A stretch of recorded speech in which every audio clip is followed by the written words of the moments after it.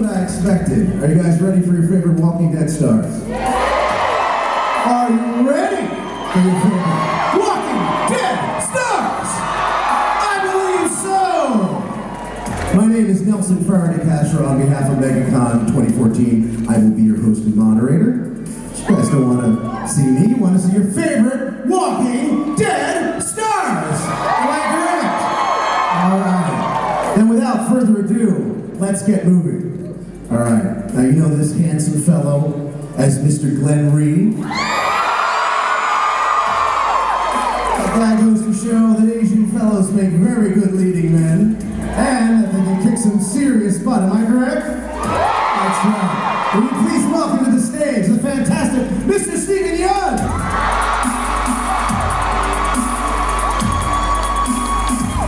That's right. All right.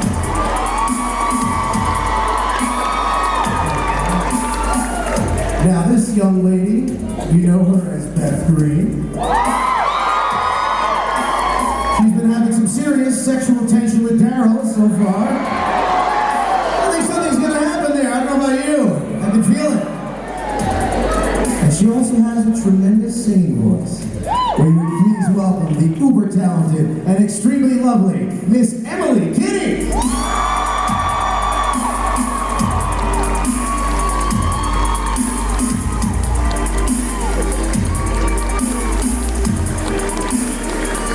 Now this beautiful young lady was a transplant from Woodbury, but we pulled her over to our team, and I think now she's become a fan favorite. She's fantastic, and I know you love her all. Please welcome Mrs. Sonequa Martin-Green, and you know her as Sasha.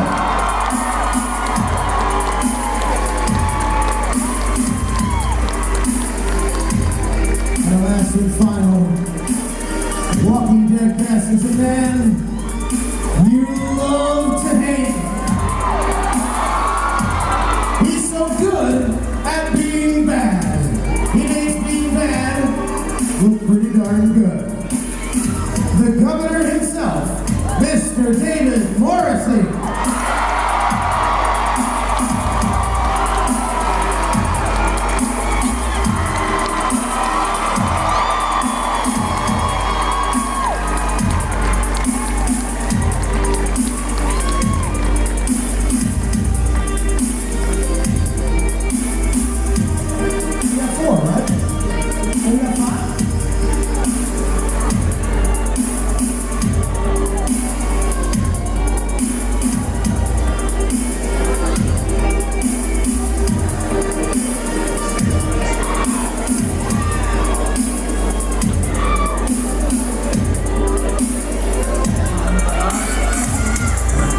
You know, we had a cancellation before.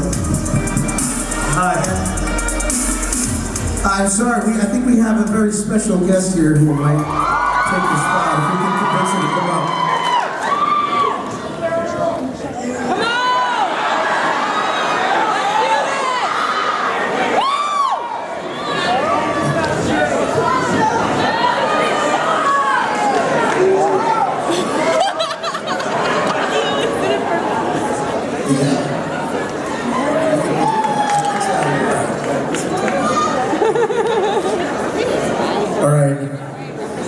This woman,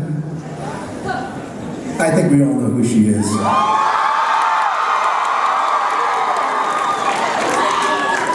She's really good with a sword. Oh yes. Will you please welcome the lovely Danai to the stage.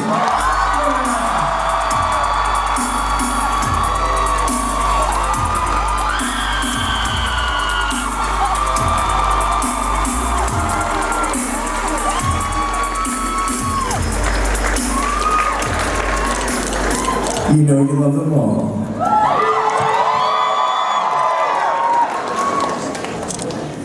All right. Now, we have some pre-arranged questions here from fans of MegaCon that have sent them in. So these are some pretty cool ones from a lot of MegaCon guests over the years. All right. Now, we have the first one here is from Carrie Carson. And the question is for David Morrissey. What was it like going from lovable Jackson Lake in the Doctor Who Christmas special to the sadistic, pure evil governor? Yeah, it was great. I mean, Doctor Who is a great show. I love being in it. I was guesting one episode. And then, but then I was a real fan of The Walking Dead. I mean, I watched that. I've known Andrew Lincoln for a long time.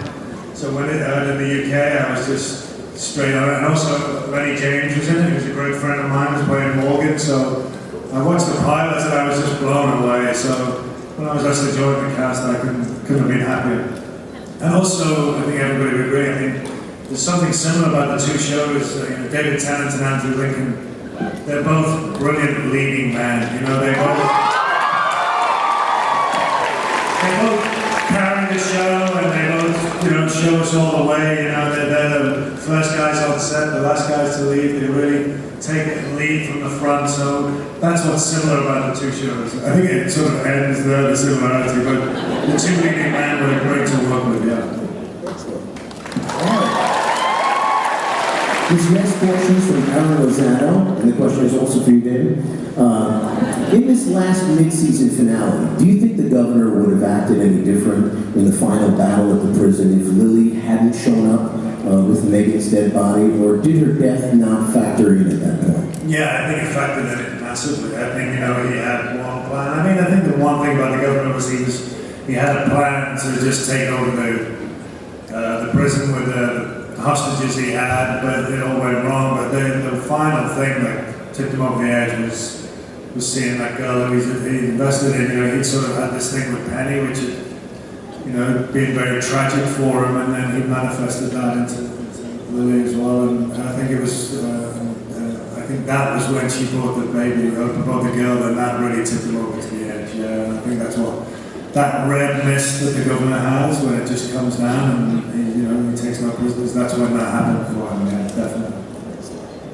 In fact, a couple of these questions are actually, the given to your straight to David. We have plenty for all of you guys there. I'm sorry about this there. Now we have, this is from Rose. This is from Rose Duncan, and this is also for David. Were you disappointed in any way at the final end of The Governor?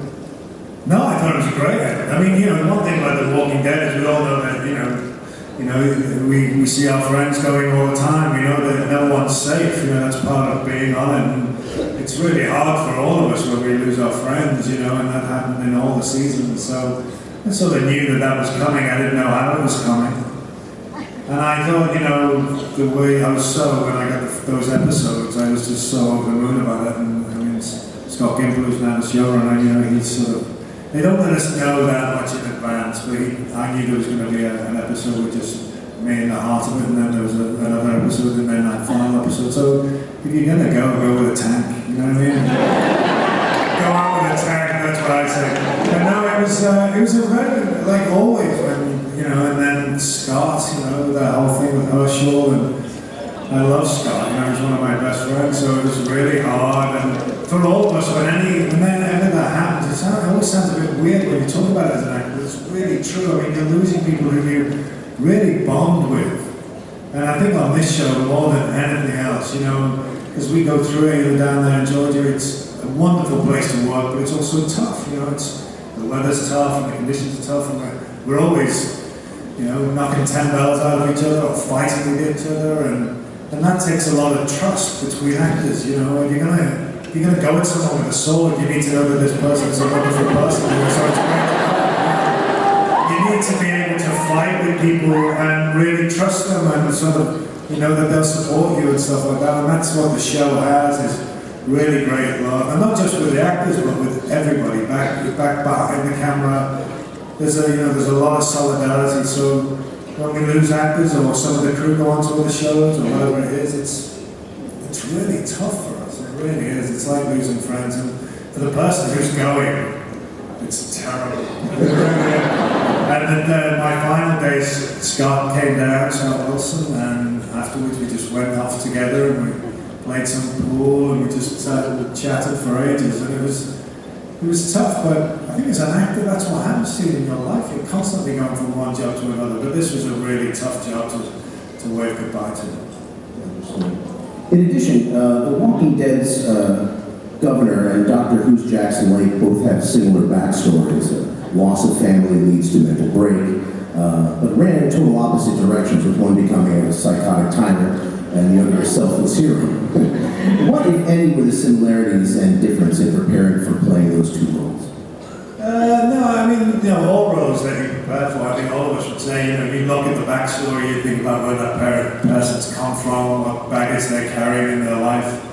I think the difference really with us is the whole human race is facing a problem, so any other show you look at and think, what's my character's problem, what's he facing in the world, what are his demons? In The Walking Dead, there's a sense of solidarity about the human races. They're all just trying to survive as best they can. So that thing that they all have that one objective, I think what makes the show stand out. I think everybody can watch the show can understand that that's the one thing that all the characters have is this real need and desire to survive. And the big question that everybody asks when they're watching the show is, what would I do in that situation? And that's what gives the show its frisson, I think, the audience is they constantly thinking, would I do that? I wish I hadn't done that if I was in that situation or whatever, but they can identify with it. But as far as preparing for character is concerned, it's always the same. You just start with your backstory. And this one's from Stephanie Baumgartner, also for you. That's the way they came line on the line. I warned him already earlier. Sorry about that, Professor. Playing for everybody. All right. Do you think that the governor could have ever decided to let the revenge go and just live the new life he found with Megan and Lily? You don't want the governor to let the revenge go. I mean, that's not what he does. What's that? That's not the governor. No, there's no way the governor, that's what I love about it. Sometimes you think, he's going to let it go. He's going to let it go. He's discovered this little girl and their family in an apartment. He's going to let it go. He's never going to let it go. He's going to come at you. And that's what you love about it, is you constantly think there's going to be a good side to him, and then, I don't think Michonne ever thought that. No. But, I think the audience sometimes. No, he's there, he's hell-bent on revenge up to a certain point, Excellent, all right. This one's from Demi Watson, and this question is for all of you. What part of your character are you afraid of? Are you afraid of the most because it's too close to the real you? Repeat that? What part of your character are you afraid of because it's too close to the real you? Glad it's not so glad it's not me. I think we need a therapist couch for this question. That's a good question.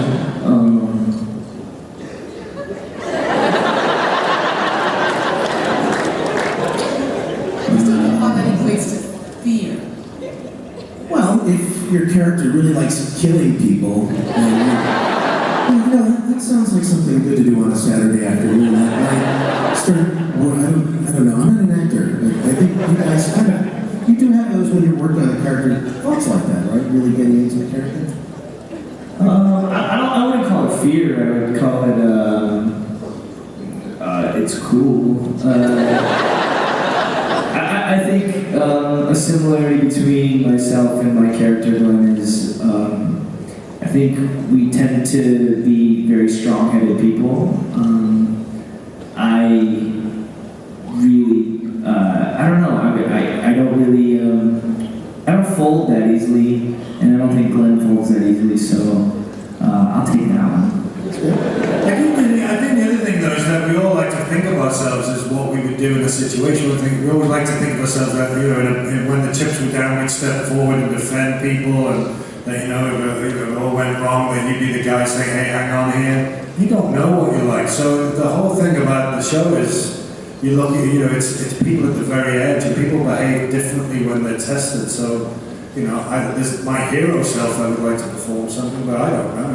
Nobody knows until the situation happens. You feel like you would like to run away from a crisis, but sometimes you're running towards a crisis. You never know. So it's very easy to judge people from a distance, and you don't know until you're in that situation. So that's very important. Right. I think you just like you said. I agree with you. Just like you said, it's really cool. It's not necessarily fear, you know. There are definitely similarities, I think, with all of us and our characters. Our characters, in a sense, hold up a mirror to ourselves in small ways, in just a few ways. But it's like at the point of the most pressure, that's when people are the truest, you know, to themselves. And all the characters in this world, you know, they are at the moment of the most pressure. And so, and they're all, you know, heroic, except for,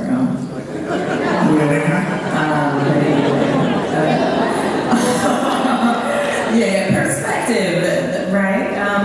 But anyway, yeah, I think for Sasha and I think it's about, you know, she puts on that tough face. She's honestly strong. That is what she is, but she also does put on that tough face, and I think that is something that I share with her. Don't know I'm afraid of it, like you said. We are similar in that way.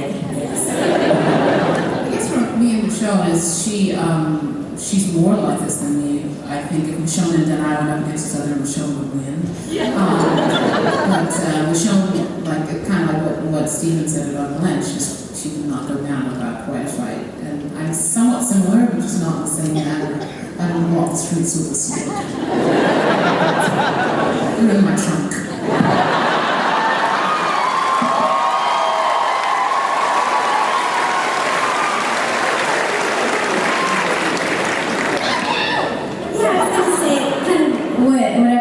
It's not so much being afraid, but it's sort of fun to dive into parts of yourself that you don't normally get to show or get to express. But I think there's a lot of things that are similar between me and Beth, just in we both obviously love music and singing, and there's also the upbringing. I was also raised in a little small farm town and pretty religious family, and I had sisters, so I really have related to that relationship that, you know, me and Lauren or Beth and Maggie have. I've always felt like I could draw from my own relationships with my sisters to add that into that. So, yeah. Right.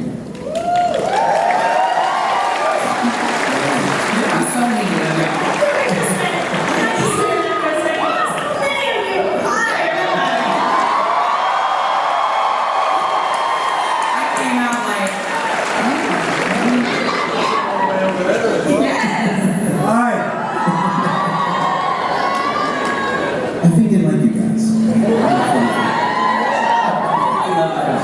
Right.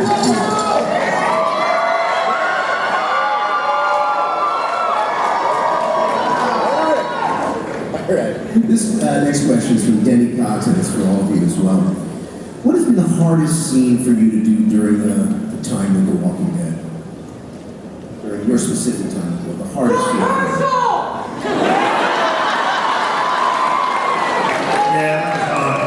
The final scene in that season finale, yeah, that was really hard. Emotionally, but physically as well, but it was really hard. There was a lot of tears around that week, really, when we were outside the prison. That was really tough. Yeah, I agree. Even though I didn't have to do much but react to what you guys were doing. I thought that scene was really hard for me. It stuck with me for a long time. It's, you know.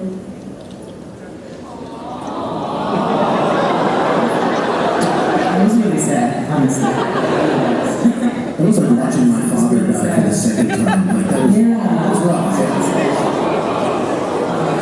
I'm sorry, I took the bucket out. My bad.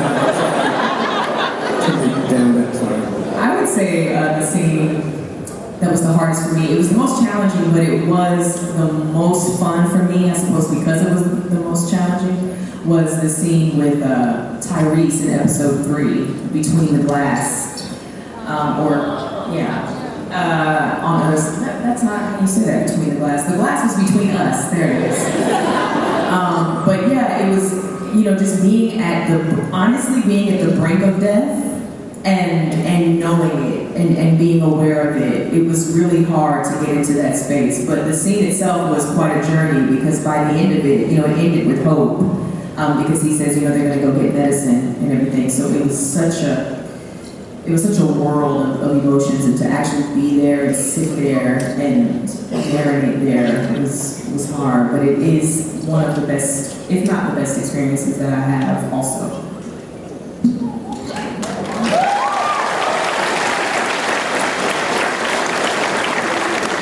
Now, this is from Sebastian Cohen, and this is for all of you as well. On a show where no character is safe, and in any episode could be your last, do you find that helps add to the urgency of your characters? Do you feel the same, this could be it panic as they do?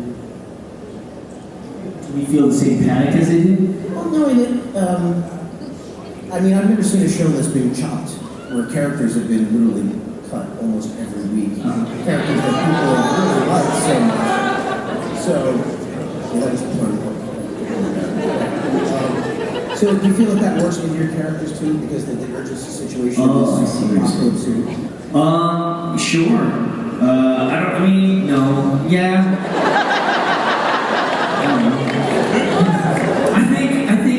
I think the prospect of like losing your job or getting eaten by a walker are slightly different. But I suppose you can funnel that into each other somehow. I don't know, I mean, for me, there is that looming thing, but I don't think, at this point, honestly, I don't think people really think about it. Like, it is a bummer if you go, but I don't think we're all, like, we're not on eggshells wondering if we're gonna be killed off. I think it's more, we get to be part of something really great, and because of that, we know that they're gonna service whatever story, if it requires a death, really well. So, I remember Scott, he didn't like it, nobody likes it, but he knew then that he had a moment to just crush it like he always does. And what an awesome, amazing performance by him in light of the fact that he was going in. I think you just kind of accept your fate and then you just do the best work that you can. I think our situation and surroundings and the people we work with definitely help us do that.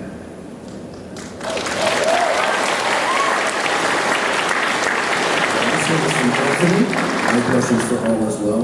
What have been the ups and downs of doing this series from an actor's standpoint? He keeps looking at me. But like, you made this is something good.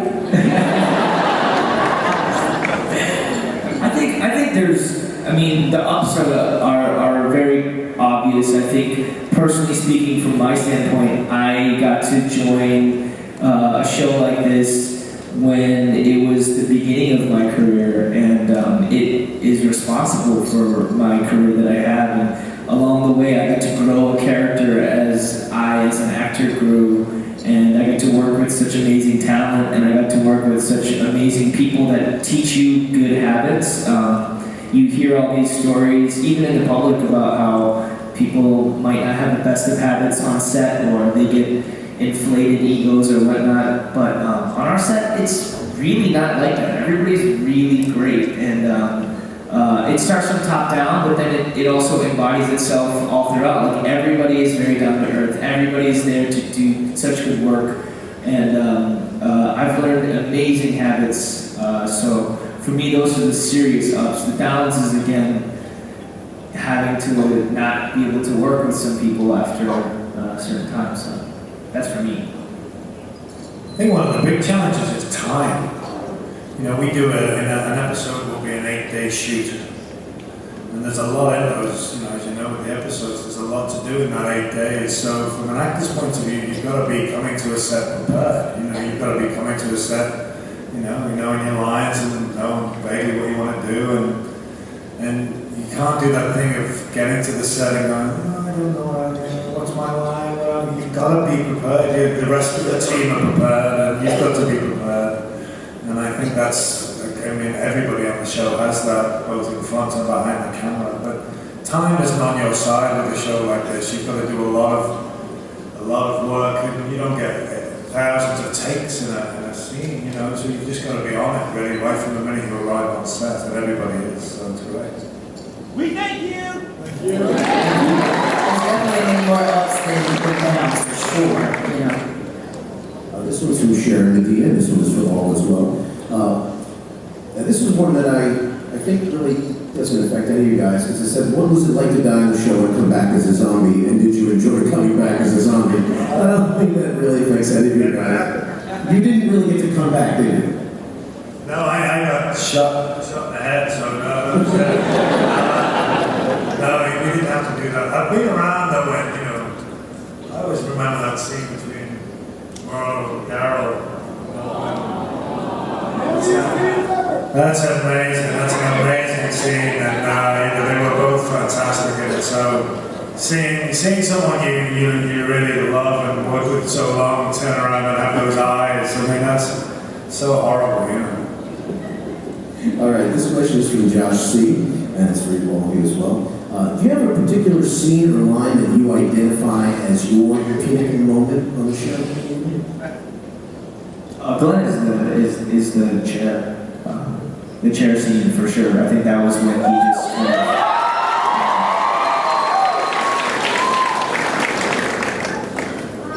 I feel like it's hard for me to pick a pinnacle moment. I feel like Beth is still growing. I feel like it's hard for me to pick.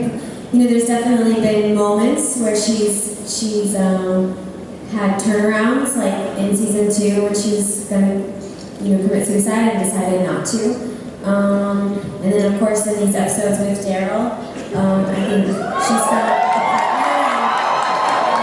She's gotten to be herself in a different way, without the group. And she finally got her first sip of moonshine, That was a special moment. But I really feel like she's still growing up.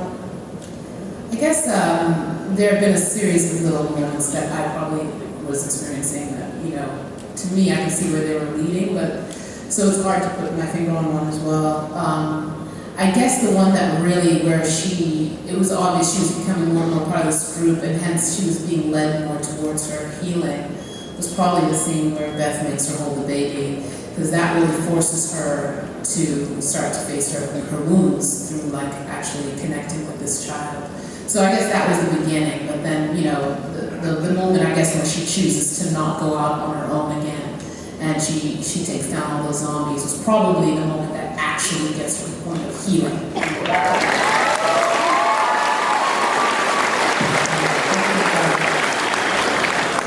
Fantastic scene, by the way, I must say. But yeah, I agree with both of these ladies. I think it's hard to state just one, pivotal moment. I think for Sasha, one of them was the scene with Herschel in episode 5 when she wakes up and she's survived and she thanks him, because it was the beginning of her seeing more to life than just plain survival, And then another pivotal moment was when she's alone in the warehouse and realizes the depth of her mistake to be alone. And also then the scene that directly followed with Maggie when she says, I'm going to face this. I'm not just going to survive, I'm going to live.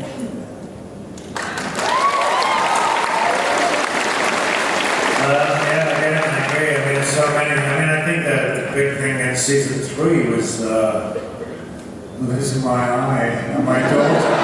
One scene to Michonne. Things sort of went downhill from then on. That wasn't a good day. There's certainly a character shift after that. And then in season 4, it was when he's driving away from the camp, and he comes to that vision where all the walkers are in the mud, and he just realizes that he can't escape with these people he loves. He can't run, and so he goes back to the camp and he kills Pete, and he goes, I'm going to take over. This is it. I'm going to survive. I'm going to become active rather than passive. I'm not going to run. I'm going to fight. And that was his pivotal moment in season 4.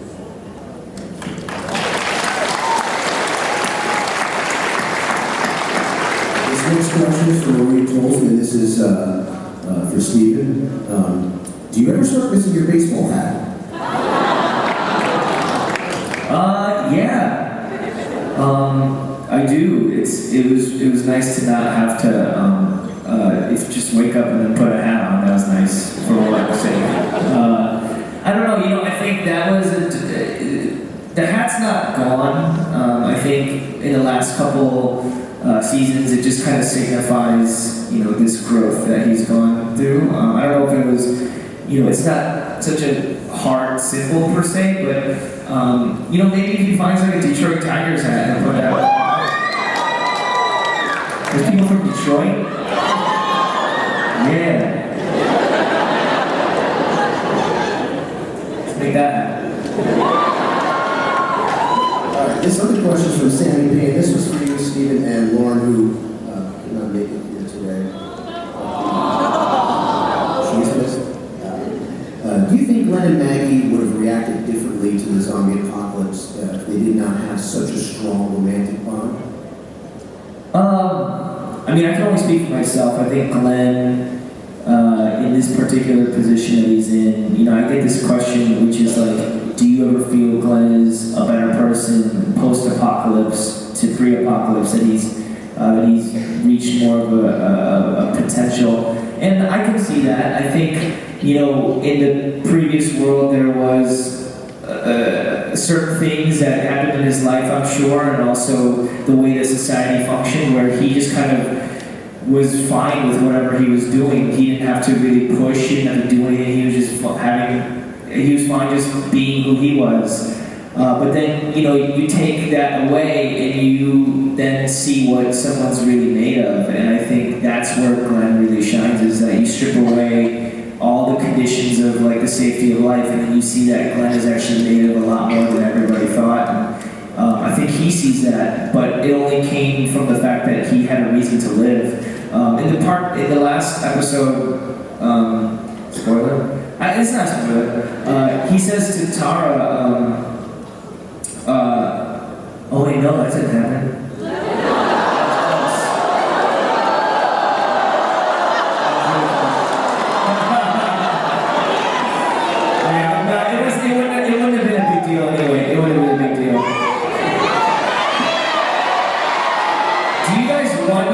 To have a job? No, I think Glenn, he relax, it wasn't a spoiler. I think Glenn, you know, he, before everything happened, I mean, before early on, if you watch season 1, he was very reckless. I mean, he was willing to put himself on the line, and I think he wanted to go out and martyr. I think he wanted to go out guns blazing because he really didn't have something concrete to live for. And then you see, after he meets Maggie, he goes through that transformation where he realizes, like, hey man, I can't just put myself out there because I have you, I have something to live for. And I think he also imbues that in the entire group. And I think that's why you continually see Glenn searching and pushing on. And so I think, yeah, those are definitely, that relationship definitely was the catalyst for that change. Ooh, that was close.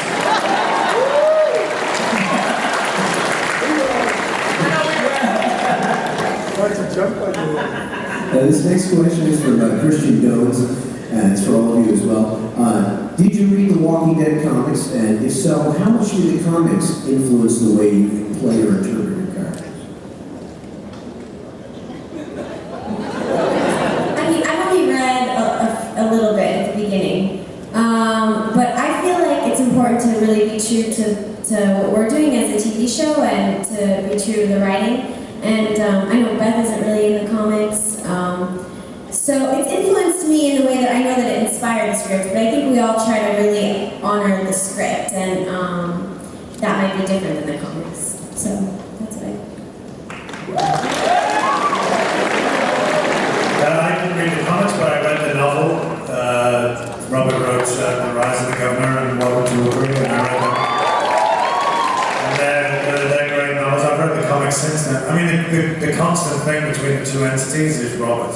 So, you know, we're not really reading, sometimes some of us read comics and other stuff, but Robert is over both things. So, you know, it's being honored by him being at the heart of both operations.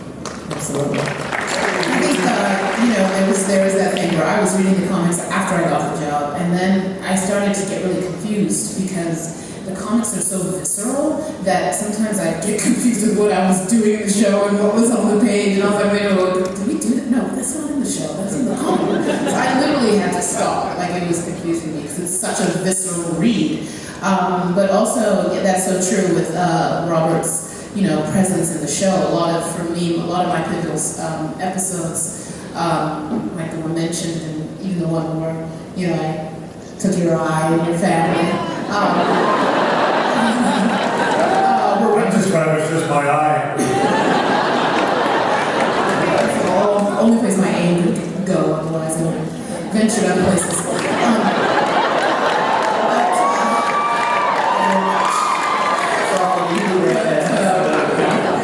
But two ways to incapacitate a man, ladies. So,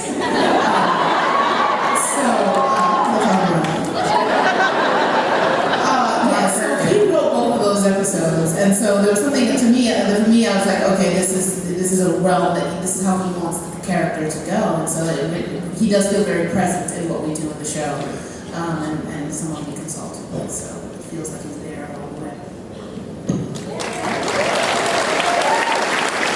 The next question is from Carlos Vega, and this is for Sonequa and Emily. What did they tell you about your character before you were in the series? And what has been the hardest scene to film so far? What did they tell you before you start filming? What did they tell you about the character before you were in the series? So I guess perhaps just being hired or during the audition process, I guess. Nothing. You just, you know, I think that's the best part of it, is they were willing to see a fresh perspective on it. And also, honestly, our casting directors, Sharon and Sherry, they're phenomenal. And I think if you look at the people that have been cast as each character, it's no question, you know, they're doing such an amazing job, because people come in here and hit the ground running, and I think that just kind of shows itself. So they don't require you to read a comic, or they don't require you to know your character outside of the confines of what the show is. And so whatever they cast you as, you know, they trust that you're going to be able to do it. So, yeah. Similar. I auditioned with Sharon too, and you know, they didn't tell me much about Beth except for that she was a little sister of Maggie, and you know, they even gave me different sides than what we had in the show at all. You know, they gave me basically dummy sides. Well, they gave me Maggie scenes actually, and it said play them as her little sister. And yeah, they didn't give me a lot of information until I actually got the gig. So. This one's from Mike Macaluso, and this is for David. Was it easy to see that the governor was afraid when he was reunited with Martinez that he would be exposed to his new family? Do you think that he was similarly afraid that Rick would expose his murder of the Woodbury Army? Hiding that secret? Yeah, I think he was fine with all those things. I think, you know, he's discovered this new family, he's discovered a new reason to live. He's reinvented himself, and you know that thing of when you meet strangers, you can pretend to be anybody you want, and then they discover that you're not, the person you always were. And I think, you know, he's with this new family, he's trying hard to be the man he was before the zombie apocalypse. And when he sees Martinez, I think he does think he's going to tell them. And he very quickly says, look, I don't want to be the leader of this group, I just, you know, I'm Brian, and I just want to look after my family. And the next thing, you know, you see him doing the washing outside, and you think, what's he doing? You know, he's just trying to be passive, he's not trying to step up into the game, he's just trying to stay back and just look after the people he loves. And you sort of can't make that choice in this world, you know, and he has to step up. And likewise with Rick, you know, he doesn't want Rick or that group to tell these people anything about his past. He's very, I don't know, you know, that thing of being ashamed of his past, but he just wants to move on. He's desperate to be someone else, and he can't. He's always going to be himself. This one is also from Mike Macaluso. This is for Emily Kinney, and it was also for Lauren as well. Here. Do you believe, or did it say in the script, that as Herschel was bound and had a sword to his throat, he was smiling because he felt that Rick had learned from his mistakes and Herschel's teachings while trying to negotiate with the governor? Do you think that Herschel was satisfied even though he ended up dead? Honestly, I feel like that's hard for me to answer just because it's sort of Scott's interpretation of the character. I see what he means, like this, you know, it seemed calmer, smiling. It's not like he was like screaming out or something like that. I He's almost at peace. But it's hard for, yeah, it's hard for me to know what, Scott was planning. All right, this is from Gustavo Pagnozzi, and this is for Steven Yeun and others as well.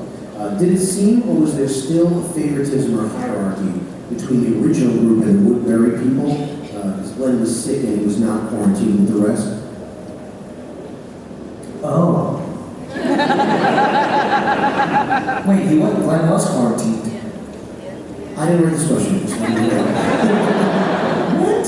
Okay, moving on. Yeah. Can I ask you a question? But have you seen The last season of The Walking Dead? if you're watching now, this all right. Let's move on. This one is also for David. Why did you start a new collection of walkers in the lake? Was it your trophy wall or something more? That was a big lake. Yeah, a little bit. I think one of the things about the heads in the tank was that I think he got strength from it in a very perverse way. I think what he used to do was sit in that room and look at those heads and know that they didn't have the effect. It was like he sanitized himself to this terrible thing that he was just sort of taking his senses away so that he could just be strong and face the world. And that's similar with Pete and the lady. So he goes back to confront it and look at it. He wants to look at his demons. That's what he wants to look at. He wants to look at his enemy and face his enemy. He wants to know his enemy. And that was his logic behind having the tanks, the heads of the tanks. And certainly that's where he goes, before he goes to Woodbury, he goes to the lake and he looks at Peter and the lake, before he goes to prison, sorry. And that is because he's again trying to get that feeling of what he needs to get in this world. And I think a lot of people in combat zones do that. That's what they do. They sort of, they think about their enemy a lot. They think about, that's what they confront it, they look at it, they think about what they're going to do in those situations, and that's what the governor's doing all the time. I think certainly the lake, that moment when he's on the lake looking at Pete, that's very similar to the moments when we're sitting in that chair looking at the heads in the tanks. Very much so. And also, this was for Dave as well. As the group of four men approached the cabin in the woods, does Brian realize who has killed the liar, rapist, and murderer? No, I don't think he does. No, definitely not. And this is from Nick Gritty, and the question is for all of you guys. Who will step up and be Herschel's successor? Who will be the new voice of reason?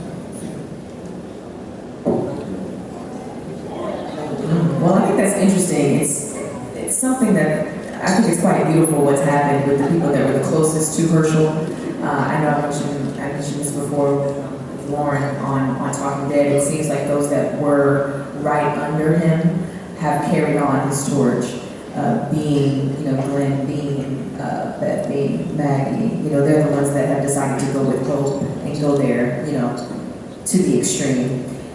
And it's like they picked up on his heart and, learned the most from his wisdom and decided to, carry it on. That's how it seems to me, which I think is quite beautiful and really shows just how much Herschel, just how big of an impact he made on the group.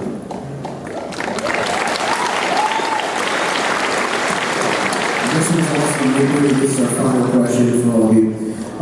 Who will be the next villain now that the governor is gone, or will it just be an eternal struggle within the group? Hey, don't mess with Carl. You gotta go through me.